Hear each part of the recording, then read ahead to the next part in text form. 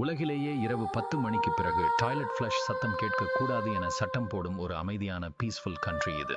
இந்த நாட்டில் மட்டும் குளிப்பதற்கு 7000 ஏரிகள் உள்ளன.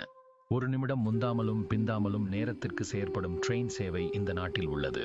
இந்த நாட்டிலே தி வேர்ல்ட்ஸ் மோஸ்ட் சீனிக் ட்ரெயின் தி கிளேசியர் எக்ஸ்பிரஸ் உள்ளது. இந்த எக்ஸ்பிரஸில் பயணிப்பதற்கென்றே பல மக்கள் இந்த நாட்டிற்கு வருகின்றனர்.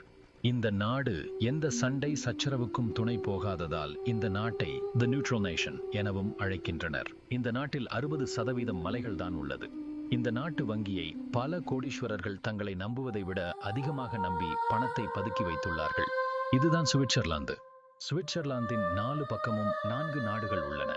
வடக்கில் ஜெர்மனி, கிழக்கில் ஆஸ்திரியா அண்ட் லிக்டன்ஸ்டைன், தெற்கில் இட்டலி, மேற்கில் பிரான்ஸ். சுவிட்சர்லாந்து நீங்கள் சென்றால் 450க்கும் மேற்பட்ட சீஸ் வகைகளை சுவைக்கலாம். சுவிட்சர்லாந்தின் சுவிஸ் பாஸ்போர்ட் உலகிலேயே மிகவும் மதிக்கத்தக்கது. இதை வைத்து எந்த நாட்டிற்கும் விசா இல்லாமலே செல்லலாம்.